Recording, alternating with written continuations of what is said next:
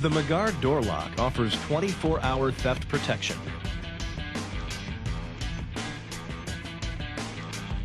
On an upper door hinge, place the paint protector included in the kit onto the body, centering it just below the hinge nut. Using the appropriate driver, socket, or bit, remove the existing hinge nut. Insert the key tool into the hinge lock and engage lock nut pattern. Thread the lock into the hinge by hand. Using a 1/4-inch ratchet and the key tool, tighten the lock nut to approximately 80 to 90 inch-pounds. Do not over-tighten. Remove key tool and paint protector. Repeat this process on each of the other doors, using only one lock per door.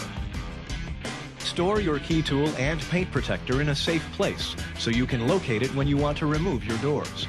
Your Jeep Wrangler doors are now protected from theft, and the McGard hinge lock never needs to be removed for normal day-to-day operation of your doors.